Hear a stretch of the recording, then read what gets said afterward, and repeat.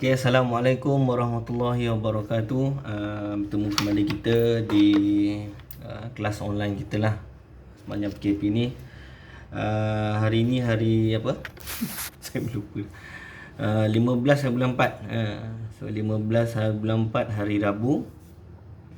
PKP kita yang hari ke berapa lah? 28, 29. Saya tak pasti. So kita akan sambung kita punya kelas online. Jadi seperti yang saya dah share sebelum ni, saya dah share kita punya kertas penerangan bagi tajuk topik 8, iaitu garis dan sudut. So hari ni saya akan mengajarlah mengikut kertas penerangan tersebut supaya korang semua boleh lebih faham lah. Okay.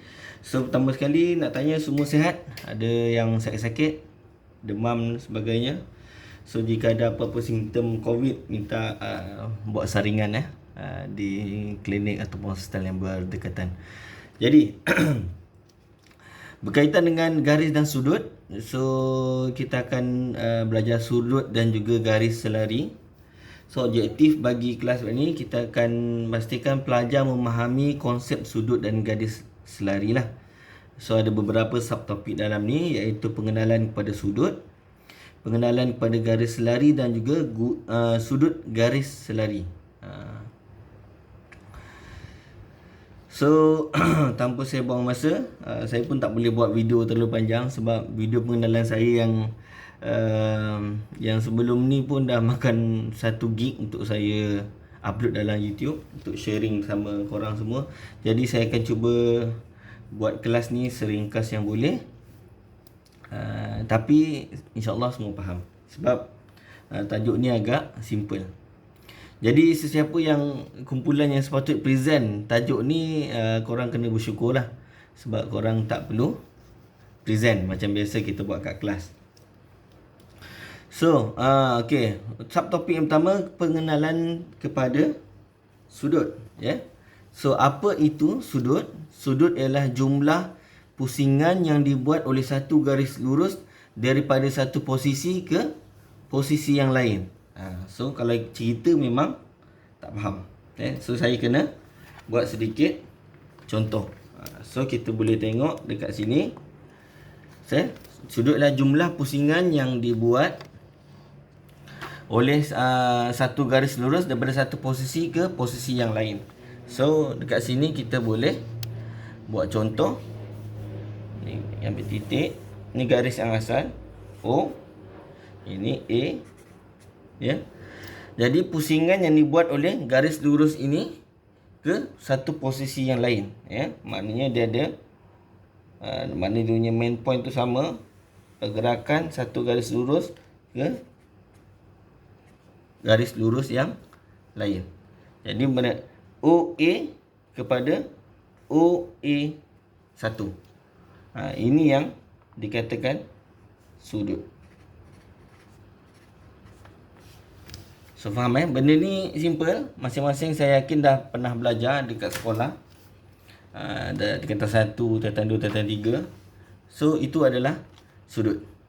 Jadi sudut ni, dia kadang-kadang ada orang buat sudut jenis macam ni kan, betul tak? Ini 90 darjah. Biasanya macam ni lah. So bila dia dah tegak macam tu, kita tak buat lengkung macam ni lah. Ni nampak curve sikit membulat dia punya bentuk sudut tersebut. Jadi sudut ni kita ada unit dia. Unit dia kita boleh sebut sebagai darjah, ataupun yang kedua radian. So rajah ni kita boleh singkatkan dengan simbol. So kita start tahu simbol bagi sudut adalah darjah, iaitu O, bulat kecil lah. Contoh 90 darjah. So bulat kecil dekat atas tu adalah dia punya simbol lah, simbol bagi sudut. Kemudian radian, atau disingkatkan kepada rad. Radian. Ni semua ada dekat dalam kita punya ketah penerangan. So lepas tengok video ni mungkin semua boleh check dekat ketah penerangan tersebut lah. Okay. So dua ni, darjah dan juga radian. Okay, jumlah sudut di atas garis lurus ialah 180 ataupun radian dengan ataupun pi radian. Kita ada simbol ini untuk radian. Yang pertama untuk garis lurus ialah 180. Ini adalah 180 darjah atau pi radian. Dan jumlah pada satu pusingan penuh, satu pusingan penuh adalah 360 darjah ataupun 2 pi radian. Boleh tengok dekat kita punya kertas penerangan, ada contoh dekat situ. Contoh, jika dia bulat penuh bersamaan 360 darjah ataupun 2 pi radian. Simple. So separuh bulatan 180, bulatan yang penuh adalah 360 darjah sudut. Okay, setakat ni faham? Kalau tak faham boleh ajukan soalan lah. Tapi bukan dalam video ni, kita ajukan soalan dekat dalam kita punya Google Classroom. Alright, itu saja bagi topik yang pertama. Kita belajar tentang apa itu sudut, macam mana rupa bentuk sudut. So sudut pada garis lari berapa, garis yang lurus berapa, jika sudut pada pusingan penuh berapa, iaitu 360 darjah. Kemudian kita akan pergi kepada topik kita yang kedua, iaitu pengenalan kepada garis selari. Ni pun simple, garis selari. So garis selari merupakan dua garis atau lebih yang lurus. Maknanya bukan dua saja. Kalau ada 4 garis lari, 5, 6, 10 garis lari, maknanya semua keadaan yang menghala satu tempat yang sama. Atau kalau kita lukis, dia punya jarak ataupun kecondongan semua adalah sama. Merupakan dua garis atau lebih yang lurus dan tidak menyilang antara satu sama lain. Tak menyilang satu sama lain. Dalam arti kata lain, titik-titik garis lari tidak akan bertembung antara satu dengan yang lain dalam apa keadaan sekalipun. Maksud tidak bertembung tu, kalau kita lukis garis tersebut panjang 15 km pun, garis AB dengan CD tidak akan bertemu, tidak akan bertembung. Itu dimasukkan selari.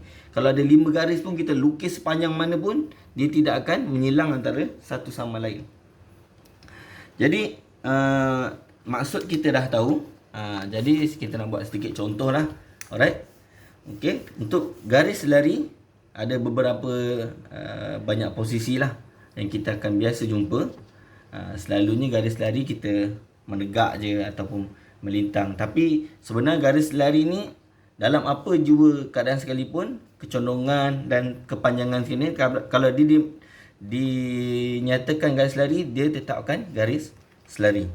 So yang pertama, garis selari menegak.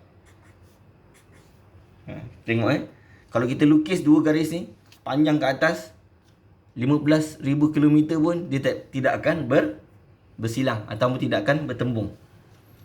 So garis X, garis Y. Kemudian kita juga ada garis selari melintang, macam ni, X, Y. Dan contoh yang lain secara menyondong. Kalau tak nampak tu, boleh tengok menyondong X dan Y. Jika dalam soalan tu dia dah maklum X, Y adalah garis lari, dia adalah garis lari lah. Dalam apa dua keadaan sekalipun, dia tetap akan jadi garis selari. Boleh tambah satu lagi. Ni Z.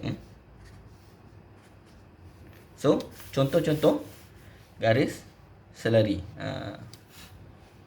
Jadi X, Y, Z selari bermaksud dia keadaan yang sama. Pergerakannya sama, jarak sama. Sejauh mana pun kita lukis, dia tidak akan bertembung. Alright. Kemudian, dalam garis selari ni, untuk dalam soalan kita, dia biasanya akan ada rentasan lintang. Ya? Rentasan lintang. Yang mana rentasan lintang ni adalah satu garis lurus yang bersilang dengan dua atau lebih garisan selari. Jadi, contohnya, kita ada garis selari. Satu X, Y, Z. Ada satu garisan lintang. A, B. Ni X, Y, Z. Ada satu garisan lintang merentasi 3 garis selari yang tadilah. Jadi ini adalah garisan lintang A dan B. A, B ni adalah garisan lintang. So, faham Kemudian itu saja untuk garisan lintang. Simple. Lepas kita tahu garisan lintang, baru kita akan pergi ke next kita punya topik, iaitu sudut bagi garis lari ni. Sudut bagi garis lari ni yang ada garisan lintang. So, kita pergi ke topik seterusnya, iaitu sudut garis lari. So, sudut garis lari. Apakah maksud bagi sudut garis lari ni? Sudut garis lari terbentuk apabila rentasan lintang wujud dan menyilang garis lari. Macam tadilah contoh. Okey, sudut ni tadi dia wujud. Kalau ni dia nampak macam tak ada sudut langsung Bila ada satu rentasan lintang, dia akan wujud sudut-sudut. Kat sini ada sudut, ada sudut, ada sudut. Sini,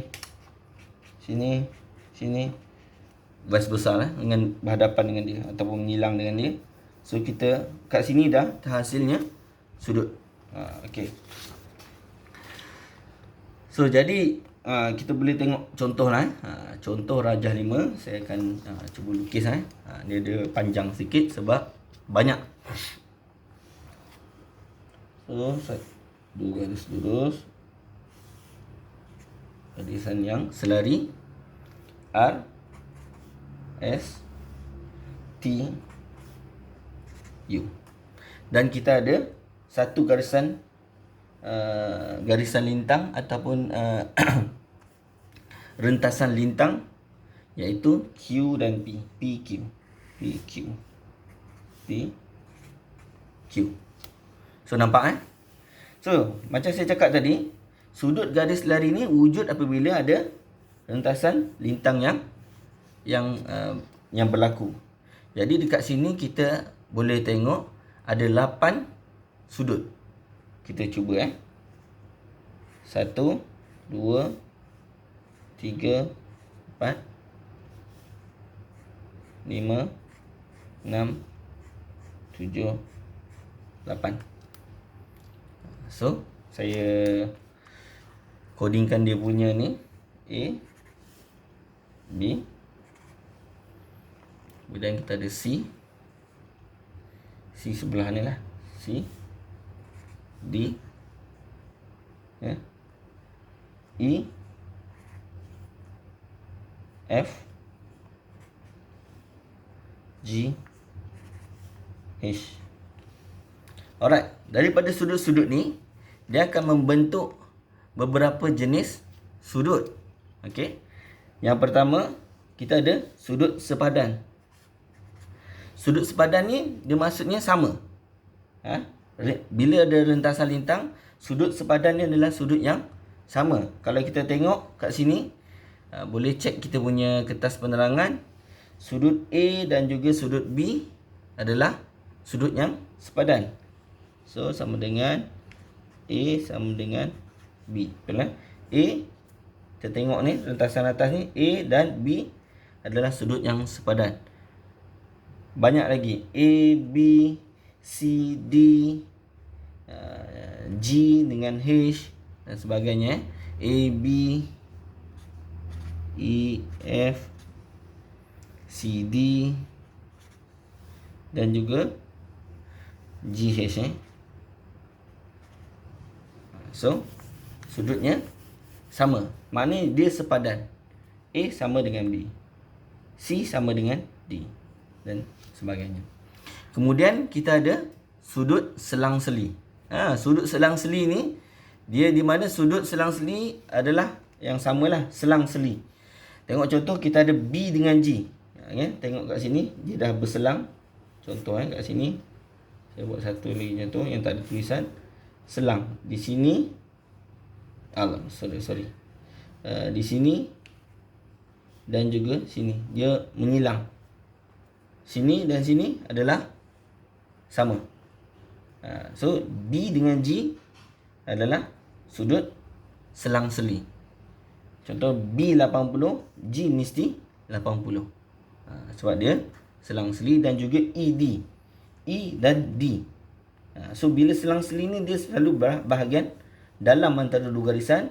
So belah kanan bawah akan sama dengan kiri atas, belah kiri bawah akan sama dengan kanan atas. So itu adalah sudut selang-seli. Kemudian kita ada sudut pedalaman. So sudut pedalaman ni hasil penambahan berjumlah 180. Bila pedalaman kita tengok antara dua garisan ni, dalam mana? Mesti ni kan. Ni kawasan ni. Ni ada kawasan yang pedalaman. So sudut dua ni, ni campur ni, mesti 180 darjah. So dekat sini kita boleh tengok sudut pedalaman EB dan juga GD. Ini adalah sudut pedalaman. Bila kita tambah EB dan GD akan menghasilkan 180 darjah Celsius. Darjah Celsius. 180 darjah. Okey, faham setakat ni. So ada 3 jenis sudut yang terhasil apabila terjadinya satu rentasan lintang di 2 ataupun lebih garis lari. Okey, itu saja untuk topik sudut garis lari. Kalau ada yang tak faham, boleh tanya saya secara personal ataupun dalam Google Classroom lah. Alright, seterusnya kita buat sedikit contoh soalan. Kita buat contoh soalan ya. So dalam rajah 6, anggaplah ini rajah 6, AB merupakan satu garis lurus. Apakah nilai X? Apakah nilai X kat sini? So bila ini garis lurus, BE dan juga CG adalah garis lari. So bila garis lari, mungkin bila kita macam ni kita tak perasan garis lari macam mana kan. Boleh kita panjangkan garisan. So betul lah garisan selari yang ada satu rentasan lintang. So mungkin korang lebih faham. So untuk cari nilai X, okay, bila kita tengok macam ni, dia dah bagi sudut ABE adalah 145, tapi sudut BCG 75 plus X, sebab dia ada satu lagi garis yang merentasi garis sudut ini. Alright. Jadi kalau kat sini kita boleh tengok macam mana kita nak samakan sudut yang ni, dia akan sama dengan sudut apa. So kalau kat sini kita boleh tengok salah satu sudut yang ada di atas ni, iaitu sudut sepadan. Betul tak? Macam saya kata tadi, A dengan E, ataupun kita macam ni, awak akan tengok kat sini antara X dengan E sama.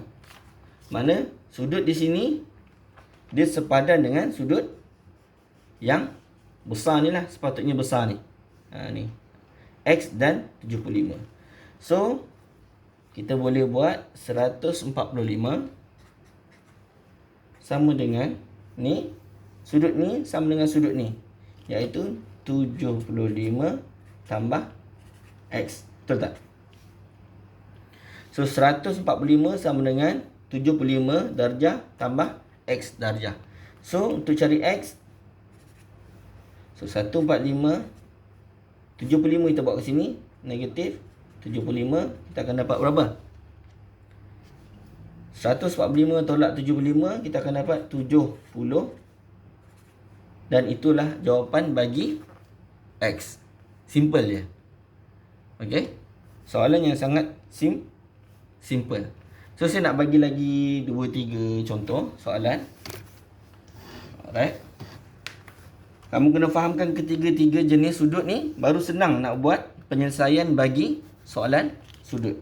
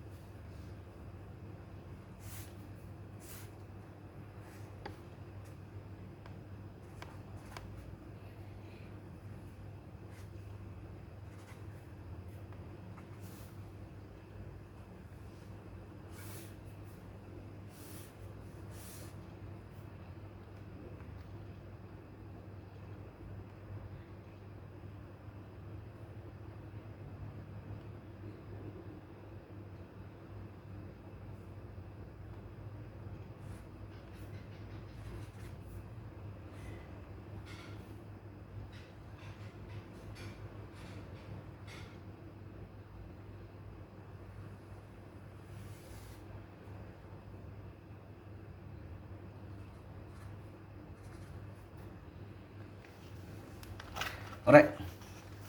Kita tengok ni. Contoh ni simple je soalan. Cari nilai X. So, bila kita dah tengok macam ni, ini kita boleh cakapkan sudut pedalaman. Macam apa yang saya cakap tadi, sudut pedalaman tu adalah sudut di mana hasil tambah kedua-dua sudut dalam pedalaman ni adalah 180. So, bila kita dah tahu jenis sudut yang terlibat, bila 180, bila kita tambah 2 ni, dekat sini kita dah tahu 120 darjah. Yang sini kita automatically tahu adalah 60 darjah. So, X adalah 60 darjah. Simple. Okay. Kemudian, contoh satu lagi. Yang ni. Ini juga melibatkan sudut pedalaman. Betul tak? Melibatkan sudut pedalaman. So, sudut atas ni tidak beri 180 darjah.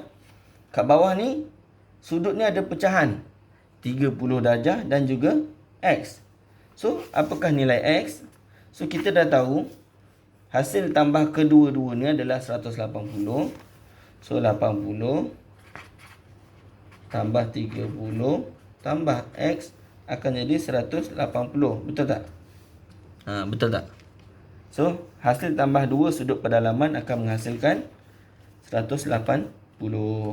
So, 80 tambah 30,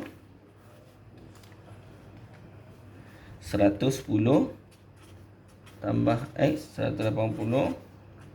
So, X kita akan dapat tahu 180 tolak 110, X adalah 70 darjah. So, simple. So, itu saja buat hari ni. Saya nak katakan topik ni agak simple. Dia straightforward saja.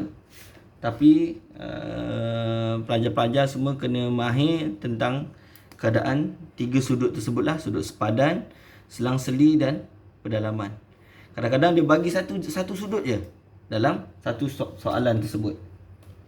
Tapi dia minta kita cari sudut yang bahagian lain. Tapi kalau awak faham soalan tersebut, so kita dah boleh tahulah untuk menyelesaikan soalan tersebut.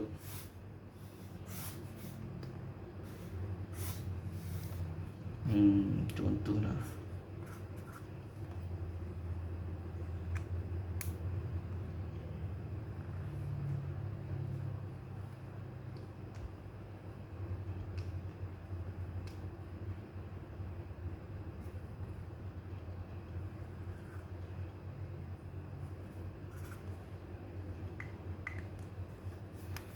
Contoh macam ni.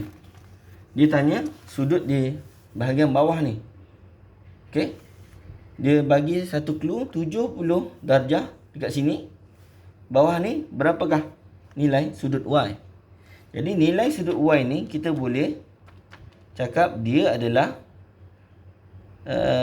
sama, macam kita cakap tadi, sudut apa cakap, sudut sepadan.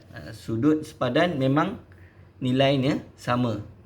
Sudut sepadan nilainya memang sama. Jadi 70 dekat sini, kita akan dapat tahu sini adalah 70 kalau kita buat sudut sepadan. Okey. Kalau sini 70, bawah pun sama 70.